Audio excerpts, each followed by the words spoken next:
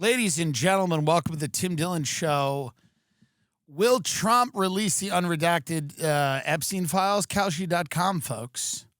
Go over there. Go over to Kalshi.com. Start your own betting market. Start your own market. Who knows? Are they going to come out redacted? Is he going to have Pam Bondi scrub all of the references to powerful Republicans? We don't know. Go over to Kalshi.com. Have fun with it. Have fun with an international pedophile ring maybe being declassified by the United States government. Go have a little fun. Make a buck. How about you make a buck? Because then you're sitting at Thanksgiving and you go, we knew he wasn't going to release the unredacted pedophile report. And you go, yeah, I made a couple of bucks on that. Somebody go, yeah? You go, yeah, I made a couple of bucks. Actually, I bet on that. I knew he wouldn't, and I made a couple of bucks. And they go, interesting. You're not going to make a couple of bucks? Mike Johnson's mad at this. He's not happy. He's the Speaker of the House. He's angry that the Epstein files might be released. He's like not happy. He's like disappointed. Watch this. This is the Speaker of our House of Representatives, and as my late nanny would say, God help us and save us. Mike Johnson. All right. Number 5, national security concerns, okay? The discharge requires the Attorney General to release within 30 days, quote, classified information to the maximum extent possible. This ignores the principle that declassification should always rest, and always has rested, with the agency that originated the intelligence. Why? So that they can protect their critical sources and methods. It is incredibly dangerous to demand that officials or employees of the DOJ declassify materials that originated in other agencies. Totally cool. Right. Great point. Let's not do it. He just won me over. I totally forgot about that.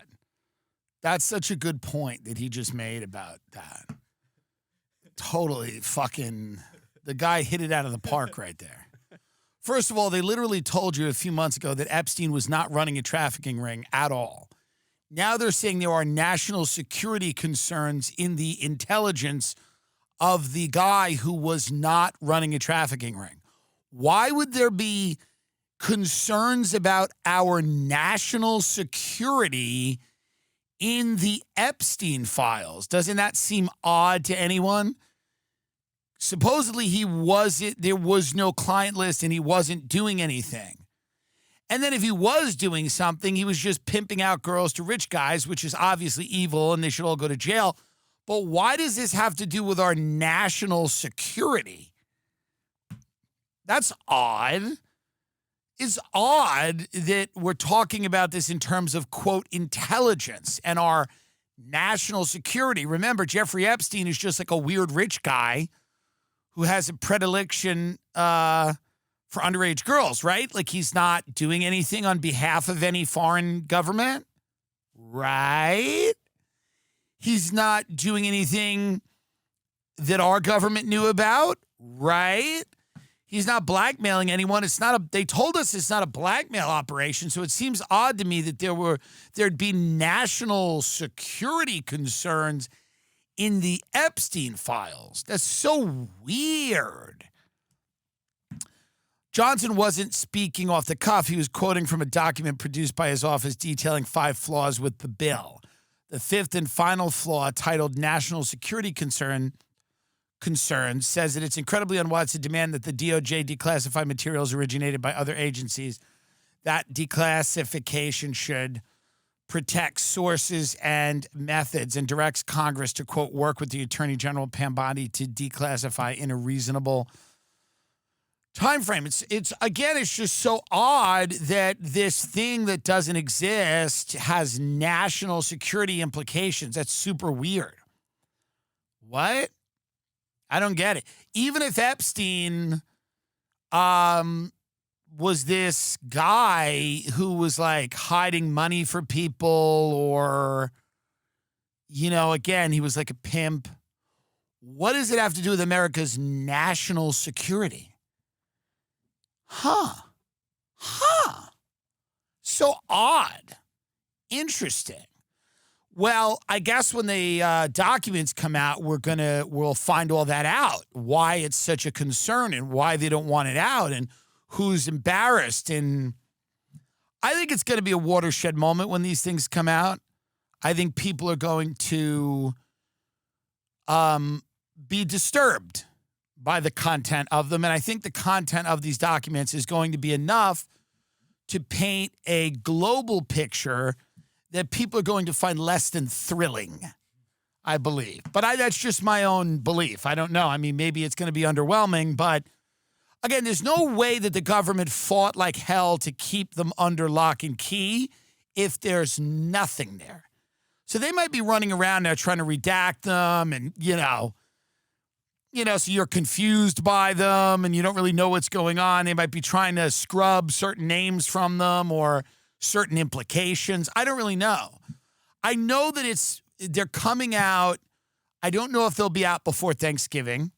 And Thanksgiving is a time that no matter who you are, whether you're a Republican, a Democrat, a white person, a black person, a pedophile in the Mossad, none of it matters. You should have a Thanksgiving. You should be able to sit down with your family and have a Thanksgiving and not focus on the division, focus on the people at the table whom you love. Even if they are pedophiles that are working for a foreign government. It's Thanksgiving. There's got to be one day when we just relax and say pedophiles who may or may not be working for foreign governments get to have sweet potatoes and turkey and just sit on the couch after the turkey and go, I'm zapped. And then someone goes, that's the tryptophan in the turkey. Watch a little football, have some stuffing, a little cranberry sauce, and let's not lose our mind here just because someone happens to be a pedophile who's blackmailing our politicians so that we can continually be in war.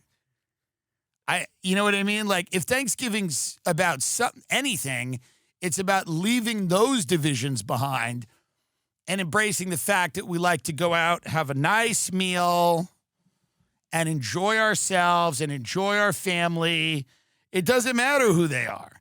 It doesn't matter who they are. Some of them are going to be agents of our own government, a foreign government. Some of them are going to be human traffickers. Some of them are going to traffic narcotics. They're going to be narco traffickers. Some of them are going to be paid protesters who just show up and start lighting shit up. If somebody gives them enough money, they just show up and start lighting shit up in the town square. Who cares? It's Thanksgiving. It's Thanksgiving. It doesn't matter who these people are. Doesn't matter. Some of them are going to be pedophiles. I don't know what to tell you. It's Thanksgiving. Trump called a woman a little piggy, quiet piggy. I wonder what exactly, there's people saying that it's going to open a can of worms up about his relationship with Russia. I don't know if that's true. There are people saying that Putin's got compromat on Trump and has forever. There are people saying that it's going to be about Israel. We're going to find out Epstein was Mossad adjacent. And he was working, there's an article that came out where it was basically like Epstein and Ehud Barak were back-channeling with Putin about the Syrian civil war. And I read that article, and I forgot who did the article, but maybe we'll throw the article up in the YouTube comments or something. And that article was a very detailed account, a breakdown of the emails, the 30-something thousand emails that were released. And you have this guy, Jeffrey Epstein, again, who's back-channeling with Ehud Barak, who was the ex-prime minister of Israel. I'm sorry, he was talking to Ehud Barak about back-channeling with Vladimir Putin about how to make money from the Syrian civil war. So again, that seems like a guy who's like a connected guy. I feel like it's something my father wasn't doing. I mean, I don't know about that. Like, there were times when I didn't know what my father was doing. I imagine he was at work or something, but like he could have been back channeling with Ehud Barak and Vladimir Putin about how to make money off a Syrian civil war. I don't know. It's something I imagine he wasn't doing that. And if someone is doing that, back channeling with the president of Russia about how to make money off the Syrian civil war, it might be fair to suggest that that person's like connected politically. I don't know. Again, I don't want to jump to conclusions. It could be nothing. That's the other thing. It could be nothing. It could be like an accident. Like you're like, I was like at a party and then I met like a guy who knew the president of Russia. I knew the ex-prime minister of Israel. We started talking. We're like, since there's like this civil war in Syria, why not make a couple of dollars? That all could be like just an accident, like a happy accident. That's what they call those things, a happy accident. So maybe it's a happy accident. Can you find this article? Because I texted it to you. I don't want to judge anyone who's back channeling with the president of Russia trying to make money off the Syrian civil war. And I don't want to suggest that that person's connected to intelligence just because of that. I don't want to jump to conclusions. Drop site news, that's who it is. I don't want to jump to conclusions about any of this. I don't want to.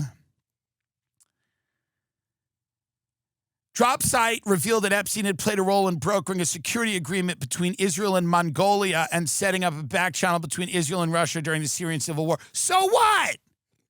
So what? What? Listen.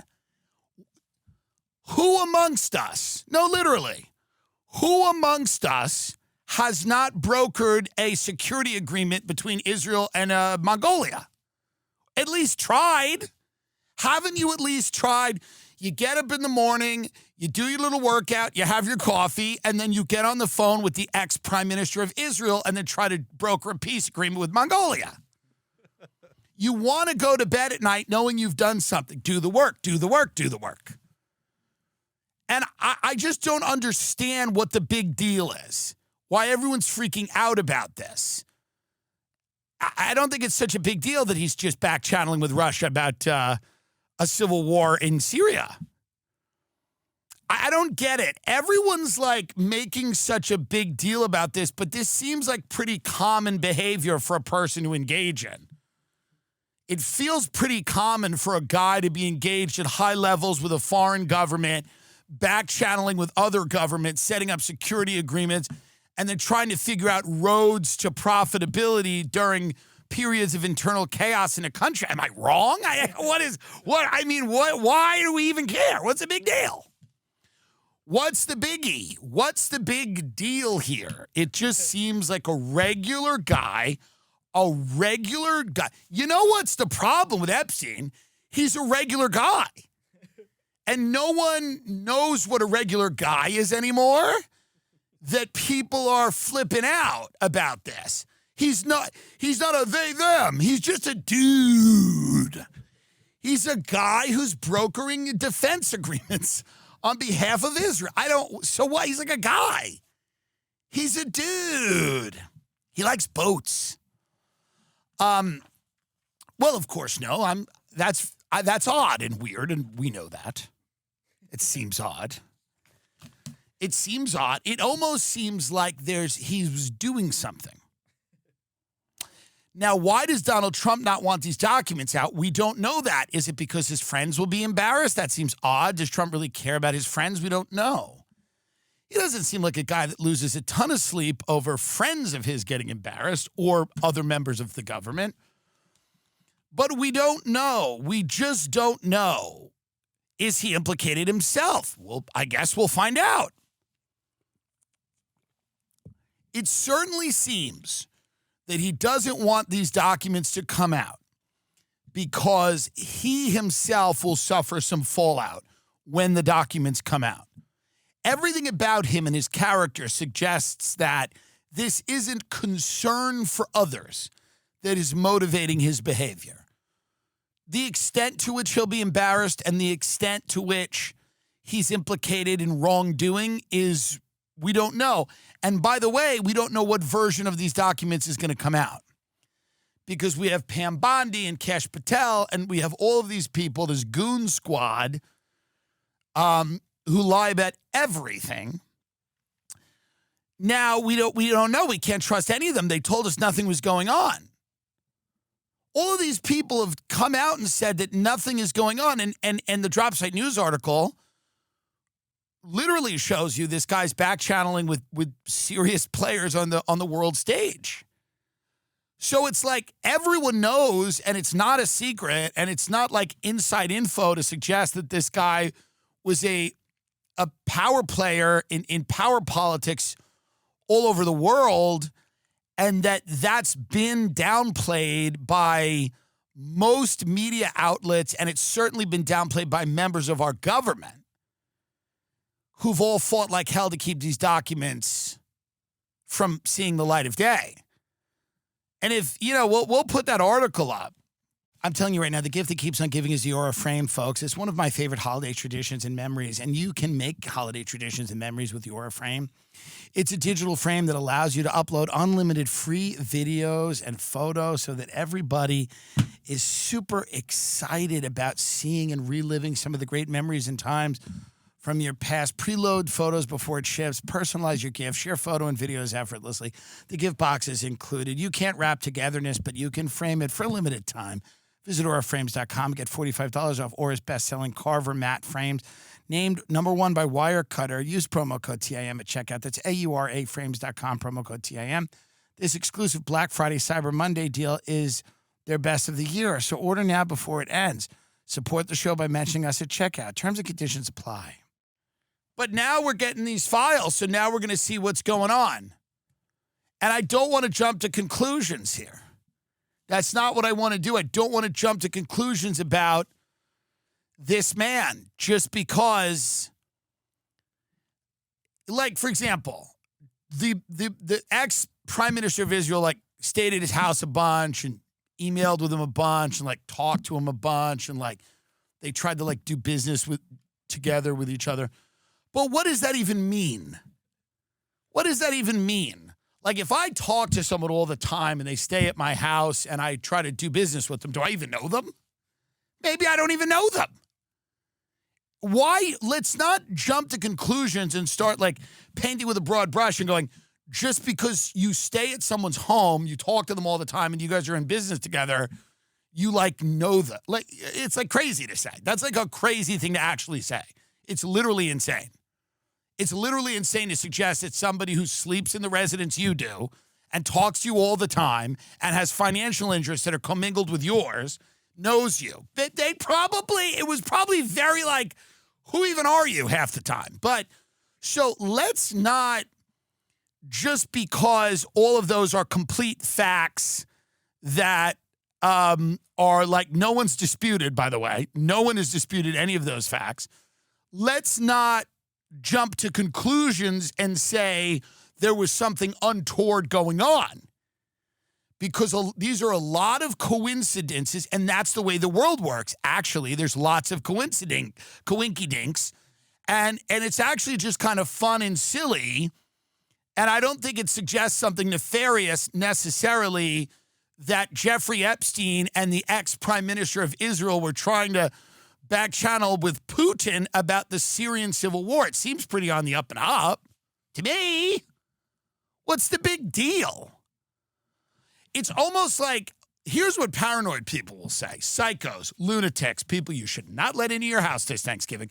Psychopaths will say it almost seems like there's a area or a realm or a dimension of power that's filled with shadowy characters and ex-government employees and current government employees who are essentially running another government underground that is using intelligence agencies and wealthy people and corporations to influence policy with regards to war and peace and security And that dimension of power is using things like human trafficking to control and blackmail government officials so that that dimension of power can continue sucking money out of any corner of the world they want. That sounds crazy.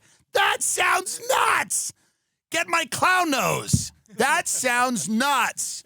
That's, even as I say it, it sounds wacky. It's crazy to even think that. It's so nuts. I should be put in a home.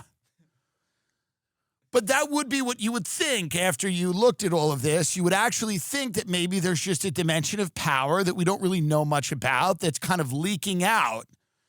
You know, like radioactive material that's leaking out, and we're all figuring it out little by little. And this dimension of power involves people like Jeffrey Epstein and counterparts of Jeffrey Epstein all over the world who end up getting in between current and former government officials, corporate interests, and they end up creating this bridge, and then this bridge is used so that these people can kind of back channel with each other and determine the best course of action to guarantee certain political and financial interests that they prevail, no matter who's in charge of the government. That seems to be what's leaking out. This is something that's leaking out. And that's kind of already out there in the open, like no one's really disputing any of the facts. Go read that article if you want. Nobody's disputing. Get that article up. Get the Drop Site News article, the actual article that I sent you, and I want to read some of it. It's actually very interesting, and I don't really know much about it. I was sent this article by a few people, and I sent it to a few people, and this is one of those articles that demystifies some of the questions about who Epstein is and how he operated and the world in which he operated. And a lot of people will suggest if you had brought this up a few years ago, people would have called you paranoid and insane and crazy. And now they have no choice but to reckon with the fact that nobody is really challenging much of the substantive work done in the article that connects Epstein to serious people all over the world. So here, make this a little bigger. This is written by a guy, Ryan Grimm. Keep going. Jeffrey Epstein and Ehud Barak were specialists in war profiteering at the end of his tenure as Israel's defense minister and after his supposed retirement.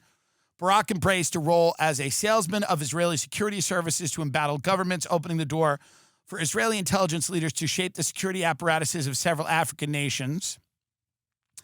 Quietly facilitating these efforts was Jeffrey Epstein. Epstein wrote at one point to Barak, quote, "With civil unrest exploding and the desperation of those in power, isn't this perfect for you?" Barak replied, "You're right in a way, but not simple to transform it into a cash flow." So that's what, and they were talking about an African nation, Côte d'Ivoire or something. So this is what was happening. This is what was going on. And this is what people on the internet have called no evidence. This is what people on the internet have referred to as no evidence. No evidence at all.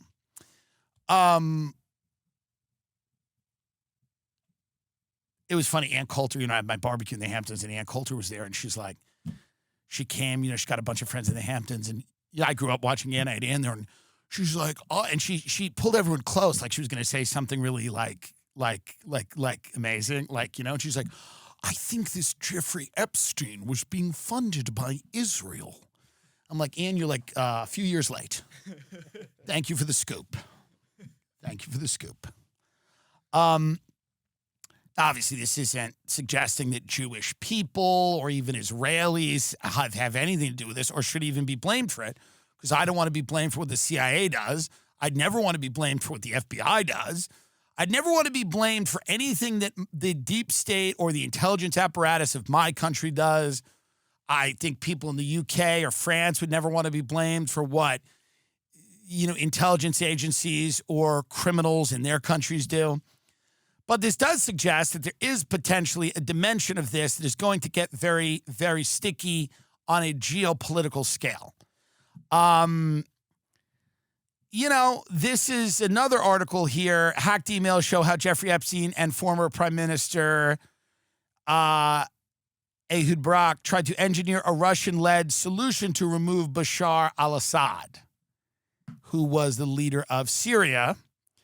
Jeffrey Epstein facilitated efforts to open a back channel between Israel and the Kremlin during the Syrian civil war, according to leaked emails from the Israeli Prime Minister Ehud Barak. Let's get a few quotes. Just keep going down. Let's find some quotes here. So that quote that we just read, which civil unrest exploding in Ukraine, Syria, Somalia, Libya, and the desperation of those in power, isn't this perfect for you? And he said, yes, not an easy way to turn it into cash flow. So clandestine actors sought to shape agendas in Moscow and Washington while Israeli officials denied involvement. And so you have a guy like Jeffrey Epstein, who, again, this is the term back channel. This is the whole point. This is the reason that Jeffrey Epstein exists. It's plausible deniability. You have a guy who knows a lot of people in power, has leverage over them for whatever reason, and we know what reason, and he can set up these meetings and, people trust him and they go, he acts with discretion. So, again, this drop site news. Our ongoing series reveals how Epstein used elite networks and quasi-official institutions to promote security interests, Israeli security interests. And here's the deal. These are quotes directly from declassified emails. They're not like, this isn't like some type of in the early hours of May 9, 2013, former Israeli Prime Minister Ehud Barak emailed his close friend Jeffrey Epstein with an urgent message. Are you awake? Funny. Are you up? If yes, please call. Barak wrote Epstein at 1 a.m. in New York. Shortly after they spoke, Barak emailed again to ask Epstein to keep their conversations private. Jeff, please don't share info with any of our friends. Epstein replied, of course not. I think you should let Putin know you will be in Moscow. See if he wants private time. They built a back channel to Putin in hopes of winning Russia's support to remove Syrian President Bashar al-Assad from power, according to leaked emails from Ehud Barak's inbox. Before approaching Putin, Barak and Epstein sought to use one of the major American newspapers to frame Israel's narrative about the Syrian war, and telegraph a framework for peace talks led by the United States and Russia. So this is a little lesson about how things work. There are certain people that have certain interests in a global framework, and in order for that to be enforced, certain leaders have to be removed, and that cannot be done all the time overtly because those people don't want to come out and say, we want to get rid of this person, because they will be accused of destabilizing countries, regions, whatever. So you have Epstein, you have back channels, and then you have people going out in the media going, here's the narrative for why we should do this. Here's the narrative for why the United States needs to get involved in this. I'm sure Bashar al-Assad was not a great guy. I don't want to live in Syria. I don't like Bashar al-Assad. I never wanted to live in Iraq under Saddam Hussein. I never wanted to live under the Taliban in Afghanistan. It never looked fun. I like, New York. I like California. I like Florida. I don't really want to live in Syria. And my interest in Syrian politics, I got to be honest with you, is not like, it's not like a huge motivating factor in my life. I just don't wake up every day and go, what tribal war, what tribal gang in Syria should I get behind today? It's not something that I usually do. God, I love Quince. I ordered a bunch of stuff and it's on the way, but I just know it's going to be good. Cold morning, holiday plans. This is when I just want my wardrobe to be simple. Stuff that looks sharp, feels good, and things I'll actually wear. For me, that's Quince. And the bonus, Quince pieces make great gifts too. This season's lineup is simple but smart and easy with Quince. $50 Mongolian cashmere sweaters that feel like everyday luxury and wool coats that are equal parts stylish and durable. Their denim nails the fit and everyday comfort at a fraction of the cost of what you'd expect to pay. By partnering directly with ethical factories and top artisans, Quince cuts out the middleman to deliver premium quality at half the cost of their other high-end brands. You can give luxury quality pieces without the luxury price tag. Quince has gifting covered beyond clothing, too. If you picked up anything for home, bath, kitchen, or travel to share this holiday, give and get timelessly holiday staples this season with Quince. Go to quince.com/Tim for your free shipping on your order and 365-day returns now available in Canada, too. That's QUINCE.com/Tim. Free shipping and 365-day returns. Quince.com/Tim. Nutrafol helps everyone get their hair back. You've probably seen a million ads for their hair growth products and thought, sure, does that actually work? Yeah, but by the way, it does, because literally it does. Nutrafol is physician-formulated, clinically tested, and dermatologists also recommend it. It's the #1 dermatologist-recommended hair growth supplement brand trusted by over 1.5 million people. You can feel great about what you're putting in your body since Nutrafol hair growth supplements are backed by peer-reviewed studies and NSF content certified, the gold standard in third-party certification of supplements. See thicker, stronger, faster-growing hair with less shedding in 3 to 6 months with Nutrafol. For a limited time, Nutrafol is offering our listeners $10 off your first month subscription and free shipping. You go to Nutrafol.com and enter promo code Tim Dillon, TIMDILLON. Find out why Nutrafol is the best-selling hair growth supplement brand at Nutrafol.com, spelled Nutrafol.com, promo code Tim Dillon. That's Nutrafol.com, promo code Tim Dillon. But after 9/11, and I want you to listen to this because this is very, very important. After 9/11, which was the worst terrorist attack on American soil and that we had ever had. I was in 11th grade. After 9/11, there was an idea that America could no longer afford to ignore emerging threats from all over the world. America had to take charge, take the lead, the Bush doctrine, preemptive war, go in and get it before it's a problem. Shut it down before it gets cooking. Go and knock over. We're going to invade their countries. We're going to draw no distinctions between terrorists and those who harbor them. You got a couple of people popping shit at a cafe, and you're the leader of a country. You're out. Knock them over. Afghanistan, Iraq, Libya, Syria. So what happens? We get rid of these governments because they're naughty and they're bad, and there's terrorists. People don't like America. So a guy in a cafe goes, I'd love to bomb the shit out of that. And then if you're in the CIA, you get all this intelligence and you go into the White House and you go, so by the way, at a cafe, you're never going to guess what happened. This guy, Mohammed whoever, said he's going to blow us up. Can you believe that? Can you believe he said that? And then usually the president might ask like, a follow-up question like, why is he submitting us? And then the CIA goes, I don't know. It's, we killed his father and his son. Anyway, we should go in there and knock over the government because otherwise, this guy's just going to, raise an army and he's going to get over it. He's going to slip through the cracks. And he'll just put sarin gas in the New York City subway system, or he'll blow up, Mount Rushmore. You don't want that on your watch, do you? He'll blow up Mount Rushmore. You think that's good if he blows up Mount Rushmore on your watch? Well, no, that's the one with the heads. Yeah, in the mountain.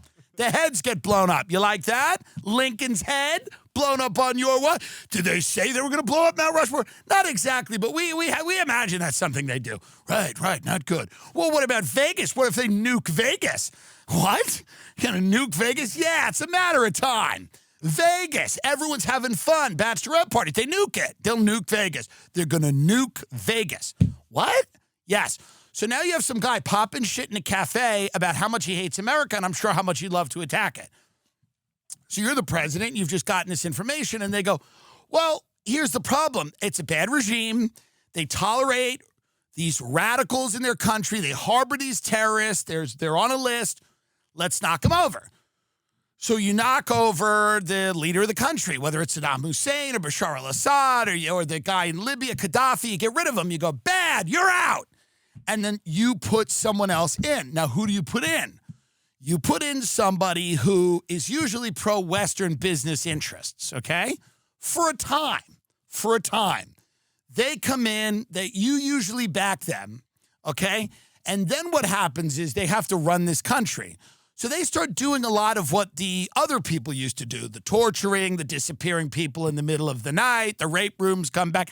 Now, remember, they get, you install them and you're like, it's a new page and a new chapter and we're excited for the new Iraq. It will be the new, a new chapter is written in the history of freedom or whatever. Some guy who graduates Georgetown writes this speech and you say it and you install some psychopath and then you stop talking about what happens. And then years later, if you do a tiny bit of research, you find out this guy's doing the same thing that you invaded the country for, but he's cutting you a piece. So he's cutting you a piece. That's the way the game works. So like the other guy wasn't really cutting you a piece. The other guys, they're both doing the same thing, which is bowling with people's heads. They're just bowling with people's heads. That's what they're doing. They're taking people's heads and then they're bowling with them in the palace with people's heads. But one of these guys wasn't breaking you off a piece.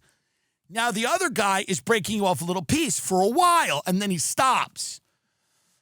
Maybe he stops. He goes, I don't want to break you off a piece anymore because elements of his government start going, hey, we're a little sick of breaking America off a piece. We think you're a cock for the West. We think you're kind of a cock for the West. We don't like this. And we think maybe we'd do a better job. So in order to avoid some coup or some internal strife or discomfort, he decides, you know what? I'm going to turn on the West because my people are angry at me. They want to get rid of me because I've been robbing them blind. They're kind of, the jig is up. I got to get mad at somebody. I can't fire me. So I'm going to start turning on the West. And then you turn on the West, and then it's just rinse and repeat. And then we just do the same thing. And this is what we've done. This has been our foreign policy for a very long time. We spend trillions of dollars doing this. American servicemen and women die. Nothing changes in many of these countries, by the way. Most of these countries are exactly the same way they were. They are horrible places to live. Many of them have sectarian, ethnic, and religious beef, just like the guy in Minnesota who no one wanted to vote for because he was from the wrong Somali tribe. So a lot of Somalis in Minnesota didn't vote for that guy who looked like Captain Phillips because he was from the wrong Somali tribe. They were loyal to another Somali tribe, and they're all here in America eating pancakes. So tribal, ethnic, sectarian warfare is making an appearance in Minnesota state politics. It's going to be an interesting fair in 10 years over there. But my point is this. All of this stuff that I've grown up with, that we've witnessed, that's supposed to make everything safer and more secure and more pro-Western. Because again, after 9/11, guys like Thomas Friedman at the New York Times were like, they wrote books like Longitudes and Attitudes, and the world is flat. It was about how globalization was going to cure war, and it was going to open the world up. Technology had flattened the world. Free trade had flattened the world. People were able to communicate with each other. Capital was allowed to move across borders. People were allowed to move across borders. We had immigration. We had free trade. And all of these things were supposed to create an interconnected, interdependent world where everybody was respectful and kind. And it's helped out the very rich and the very poor. Now, the middle classes of all of these countries were just told to go kill themselves with fentanyl. Thomas Friedman didn't really realize how that would affect the body politic by going to the vast majority of the middle of all of these countries and telling them that they weren't really needed anymore and they could just go and drink themselves to death. But very poor people in parts of the world that were living on like less than $1 a day, those people were benefited by globalization. And then uber wealthy people, Larry Fink, the BlackRock folk, and others benefited as well. The benefits usually went to college-educated people that were working in industries that benefited from cheap labor, or they benefited from the technology. And a lot of these industries, the people in them were very, pro the idea that Western civilization, which again I'm a huge fan of, could be exported to the countries we're talking about. Now, and they felt very good about it. They'd go to brunch and they would sit there and they'd eat avocado toast and talk about like women in Afghanistan learning to read. And it was very nice. And then they would go to their job at Apple or Goldman Sachs or whatever, and they would talk on Sundays about women in Afghanistan learning to read. I'm not against women learning to read. It's great that women are learning to read in Afghanistan. Of course, that doesn't really tell the whole story of what's happening in Afghanistan either. So the government realized that we could play these games by convincing people that their safety in America depended on them allowing the government to use their money to fund endless wars. Not only their safety, but their morality. It was a moral thing to go in and knock over these terrible leaders that were oppressing people and then open up more opportunities for women or the disenfranchised, whatever the case may be. Which again, in principle, I'm not against, but that's not what ever really happens. It happens for a quick minute. The Taliban are back. The new guy running Syria is a jihadist. But the other thing that happens during all of this, again, remember, globalization is the cure for terrorism because we can't shut the borders. The world's flat. We can't become more protectionist where we just have to deal with it. So the only way to do this is to convince everyone in the whole world to like us. And the only way to do that is to invade their countries, decapitate the leadership of those countries, install pro-Western puppet governments, and build hotels and shopping malls for those people to go to as opposed to madrasas or religious schools where they learn to hate us. This was the entire ethos of the early 2000s. It was the religion of the Washington establishment, the elite, the media, every journalism school, every single political science from the Harvard Kennedy School of Government all the way on down. If you meet somebody who went to George Washington University, they were raised on this. They were all raised on this, as was I. I was raised on it, listening to the Fox News blaring in my Long Island house. I was raised on it. Everyone was raised on this idea. Some people call it neoconservatism. Some people call it neoliberalism. It doesn't really matter what you call it. This was the way that America had run for a very long time. And this is an indication of the people that were behind the scenes pushing the real narratives, the real rationale for these wars, which usually was tied to, not usually, always tied to money, making money, strategic interest, natural resources, money, ports, control. We get it. And some of that's important. I'm not saying none of that is important. But it was never about democracy. It was never about the women learning to read. And when you read these emails, when you have Jeffrey Epstein talking to Ehud Barak going, how do we make money here? How do we make money off the Syrian civil war? And then going, let's have a paper in America write a nice article about that Bashar Assad's a piece of shit. Let's get, who's the new leader of Syria? Get him up. Get the new leader of Syria. Who's running Syria now? Brittany Broski? Who's running Syria? I want to know who's running Syria now. I'm curious. Because this is like a jihadist who is now running Syria, which again, I don't care about, but it is interesting that people are excited about this guy. What's his name? Ahmed al-Sharaa. He is a former jihadist who fought with al-Qaeda and was once a U.S. prisoner. He led the rebel group Hayat Tahrir al-Sham before severing ties with al-Qaeda and becoming an elected transitional president. Interesting. Do we have any, are there videos of him? Are there videos of Ahmed al-Sharaa? Maybe we can find some. I don't know. I don't want to judge Ahmed al-Sharaa. I'm sure everyone makes mistakes. A lot of people fought for al-Qaeda. A lot of people ended up a U.S. prisoner while fighting for al-Qaeda. A lot of people back channel with Putin.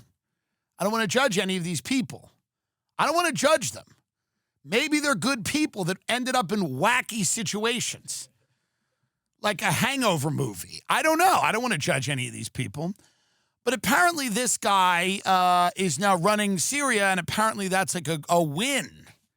Now, what are the chances down the road this guy's going to turn against us? I don't know. I'm betting high. That's my guess. My guess is that down the road, it's possible that a man who once fought with Al-Qaeda and ended up a U.S. prisoner might turn on us. I don't know. I'm just throwing that out there, that down the road, that could happen. And then I guess we'd have to go in there.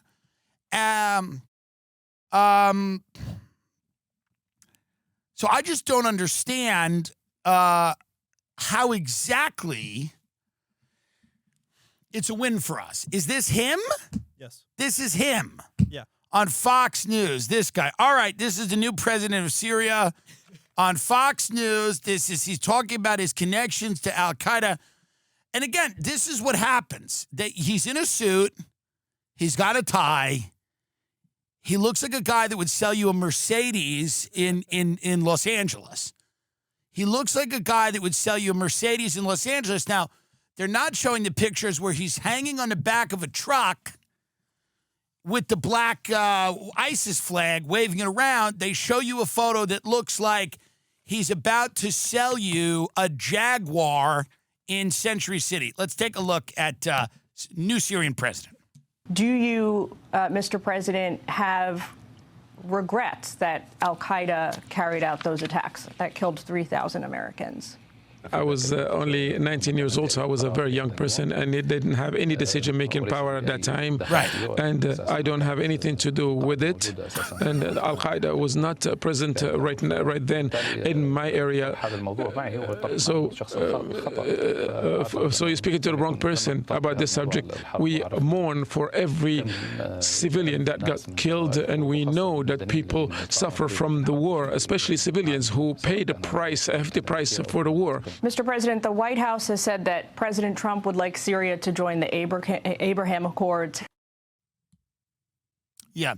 So that's the new president of Syria who was like, hey, I don't have anything to do with that.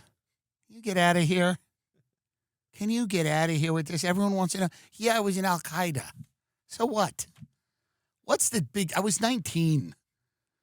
So that's the president of Syria, and I'm hoping that it all works over there. That's my goal. I'm hoping that it all works. I'd hate one day for a guy who's running a human trafficking operation, a la a Jeffrey Epstein type, to have to back channel with someone else about how to get rid of him. Because that's the way it all works. There'll be an email that someone will send about this guy going, let's go to one of our press outlets and talk about how this, and they'll go, he was a prisoner. He was actually captured. He was in Al-Qaeda. So this foreign policy was like, it's called, to me, it's a goldfish, because the goldfishes don't really have a memory. They don't really have a memory. So they count on the American people not really having a memory and just being like, eating and watching things and not really caring. Morgan & Morgan is America's largest personal injury law firm. Their fee is free unless you win. That's how good they are. Morgan & Morgan has more than 1,000 lawyers and 100 offices nationwide. Hiring Morgan & Morgan is like hiring an army that has your back. If you're injured by somebody else's negligence, you deserve to be paid. And here's the truth. Not all law firms are the same. Hire the wrong one and you may be beat before you even start. Their fee is free unless they win. Oh, God, that's my favorite thing. For more information, go to forthepeople.com/TIM. That's forthepeople.com/TIM. This is a paid advertisement. Sometimes you just want to sharpen yourself mentally, and one of the best ways to do it, folks, is Neuro Gum. Ever feel like you're running on empty, staring at your screen, hitting the afternoon crash, and debating another cup of coffee or energy drink? Neuro Energy and Focus is powered by natural green tea, caffeine, L-theanine to calm focus, vitamin B12 and B6 for better mood and metabolism. No sugar, no aspartame, no crash. Neuro can be shared or enjoyed on the go, anywhere or anytime you are. For discreet and good energy, just chew and go. Unlike sugary gums or sketchy energy drink ingredients, Neuro is clean, effective, and actually good for you. Think of it as your smarter, faster wellness ritual. For work, workouts, or carpooling, Neuro also offers caffeine-free options for all-day wellness support. Neuro Memory and Focus Gum are made with American ginseng to support mental clarity minus the jitters. Neuro Sleep and Recharge Mints offer melatonin and chamomile to help you unwind and rest without pills or sugary gummies. This is a candy. It's functional wellness designed for true everyday focus. Neuro is good energy. For a limited time, you can get 20% off your first order at neurogum.com. Neuro Gum. It's better than fentanyl. That's neurogum.com. Use code TM for 20% off your first order. You can also find Neuro at CVS and Amazon. So now what else has happened? While they've been knocking over governments all over the Middle East, you've sent thousands and thousands, hundreds of thousands, millions actually, of refugees all over Europe. And from cultures that are not super compatible, like 100,000 Syrian refugees are going into Germany. Syrian culture, people that grew up, in Syria in an incredibly religious, fundamentalist sect of Islam might not assimilate easily into Germany. And it doesn't make me a Nazi to say that. It's just something that may or may not happen. I'm sure some of them will. But if you take people from a radically different culture and you dump them onto a country that's having issues as is, people that are in that country tend to get mad and they get radicalized, and they radicalize to the right or to the left, and they eventually will engage in some type of violence. And then you use that violence as an excuse to take away even more of their civil rights. And you keep doing this. See this? You go, we put 100,000 people here, and some of them are going to assimilate, and some of them won't, and some of them are going to turn to crime, and some of them might just start grooming gangs, and some of them are going to prey on your daughter, which is true and a fact. Not all of them, obviously, but some of them will. And some of them are going to take government benefits and not do anything with it. And some of them are going to be amazing patriotic citizens who love Germany and become good Germans. And some of them won't. A lot of them might not. And some of them actually, I know this is going to sound crazy again, but are going to go, actually, we're really fundamentalist Muslims, and we kind of believe that Germany should be a Muslim country. So what we're going to do is support Muslim candidates for mayor and for city government and for other positions on the courts, whatever, because we want the country to turn in the direction of Islam. That's what we believe. We would like to live in a Muslim country called Germany. That's what some people are going to do now. You're a nut job. You're a nut. Now, remember, here's the ultimate thing here that's kind of funny. We're all told you can't go to Saudi Arabia and do the comedy festival because they're demons and it's dangerous and they're horrible people. But we're also told that there's absolutely nothing to fear from fundamentalist Islam settling in your country. You got to open your borders to anyone that wants to come in. And if you suggest for any minute that certain cultures will be less compatible, you're a Nazi psychopath. But why is Saudi Arabia so bad, by the way? Why are they so wacky over there? All these laws that people don't like. What inspired these laws? What fundamentalist religion inspired all of these laws in Saudi Arabia that people seem not to like? I don't know. I forget. But apparently that is so dangerous and so bad. But again, if you object to it coming in here, you're a Nazi pig. Shut your mouth. Now, you have to keep these contradictions in your head all the time. This is what it's like to exist on the internet. You have to not see any of these things. You have to just lash out at people, okay? You ever see a cat and you do the thing with the yarn and it's just batting it? That's what you have to do. Riyadh, bad. It's bad. Why is it bad? Bad, they killed a journalist. Interesting. What else is going on? And they treat gays terribly and women terribly. And why do they do that? Why do they do that? They do that because they have Sharia law, which is Islamic law in their society. Yeah. Okay, so maybe should we think about that when admitting people in our country? You're a Nazi piece of shit. What? Hold on. That doesn't make any sense. Nazi, you're a piece of shit. White supremacist. No, I'm just asking. You're the one who threw a huge fit about these laws in these countries you don't like. What inspired those laws?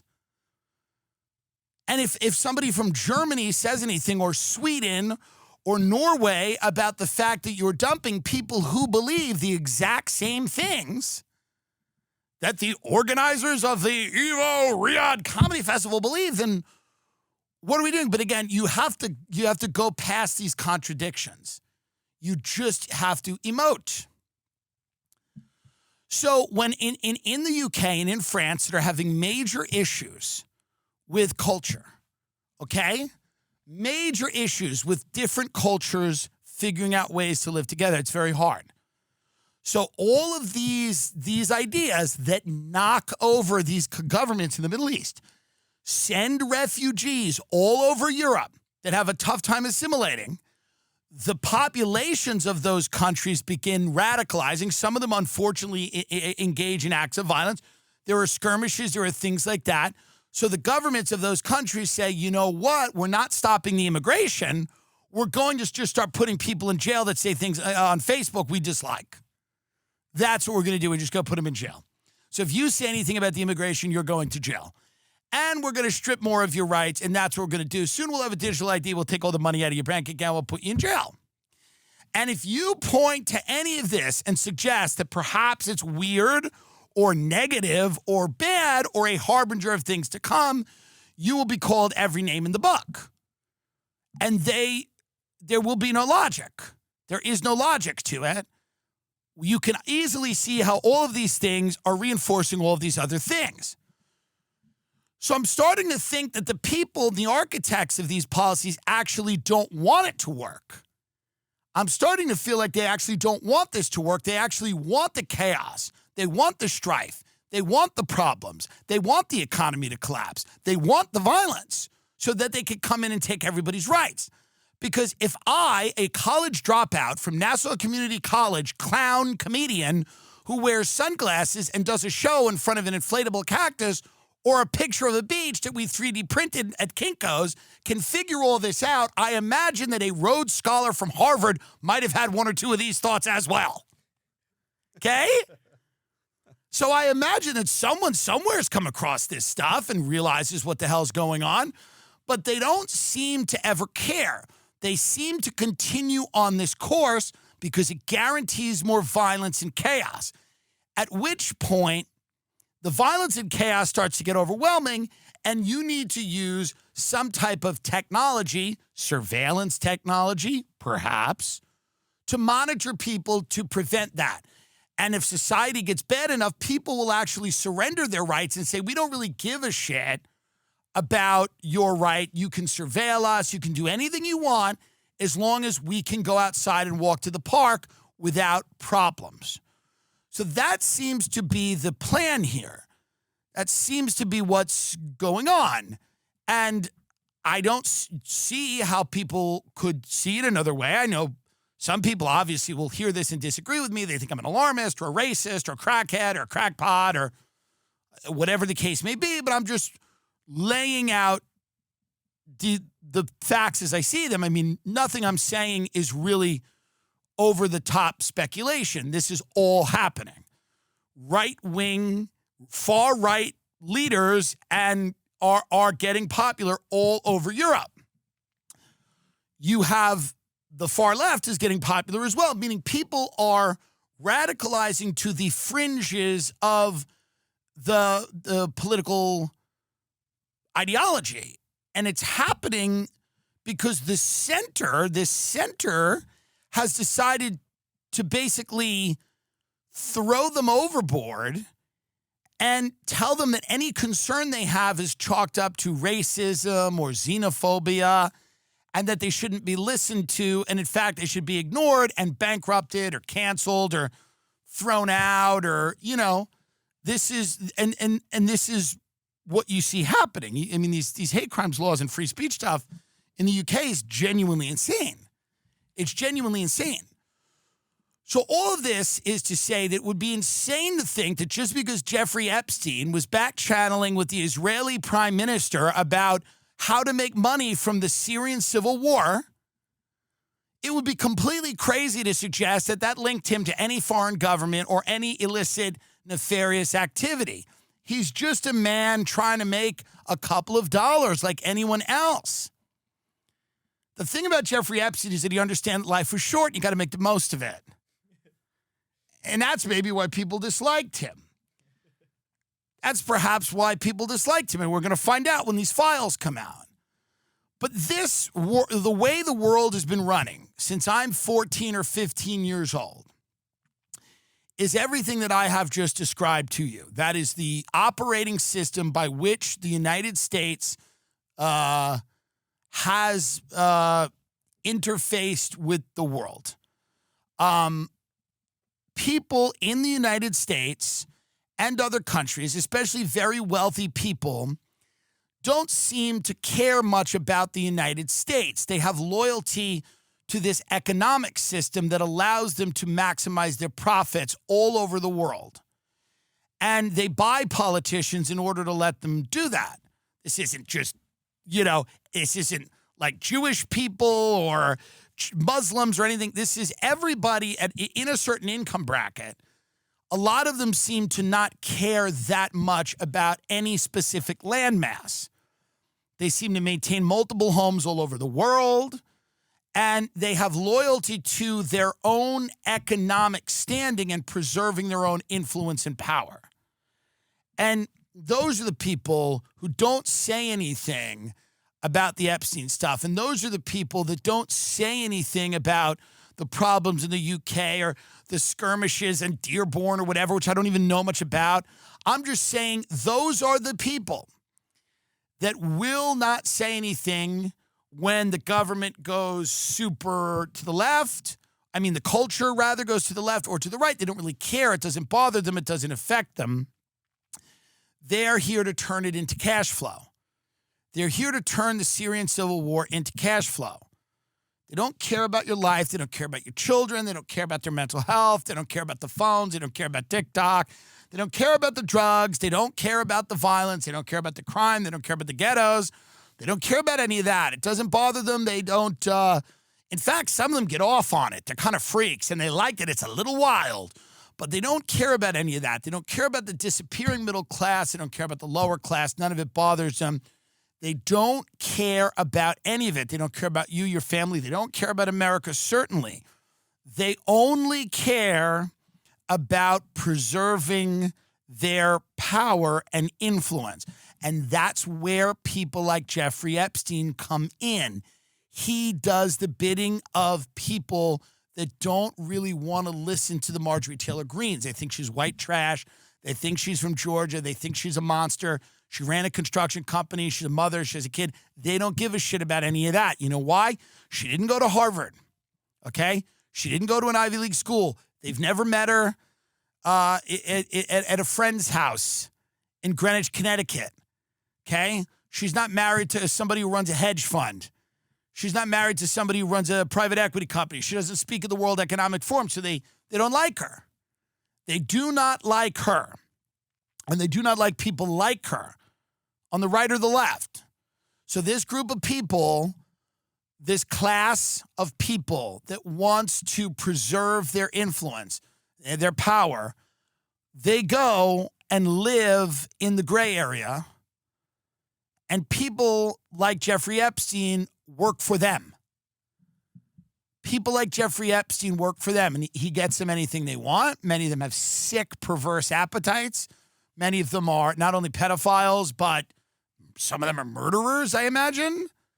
These people will use people like Jeffrey Epstein to guarantee that they can satisfy some of the worst impulses that they have in a discreet way. And he'll clean things up. He's the fixer. He's whatever. He'll hide their money. He'll procure them young girls. He's a monster. He has no morality. He's completely evil. That's his advantage. He's not a genius. He knows loopholes, but he's not a genius. He's not a tactician. He's evil.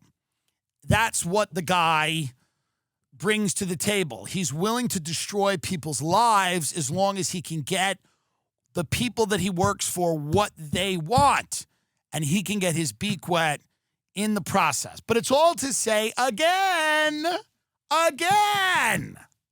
Kalshi.com. Again, you shouldn't draw any conclusions from the fact that Jeffrey Epstein was trying to back channel with the ex-prime minister of Israel and Vladimir Putin to try to make money on the Syrian civil war.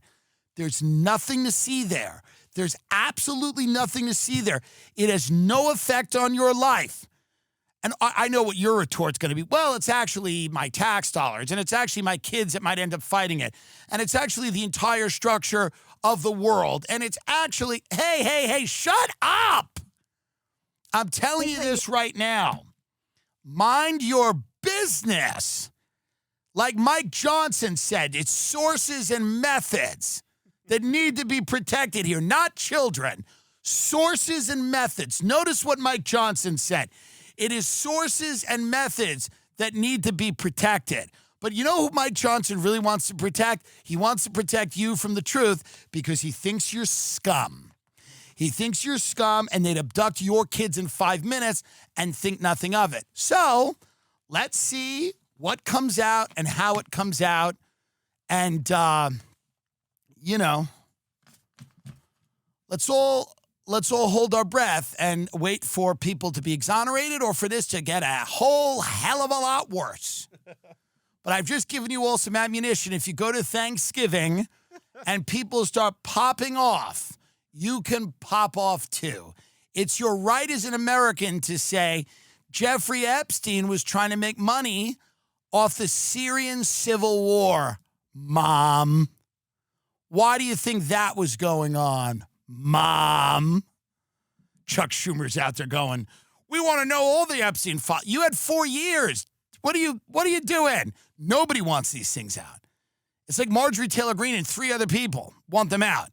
And now I know everybody's voting for it now because they all feel pressured to do it. Let's see them come out. Let's see what happens. Let's see what the fallout is.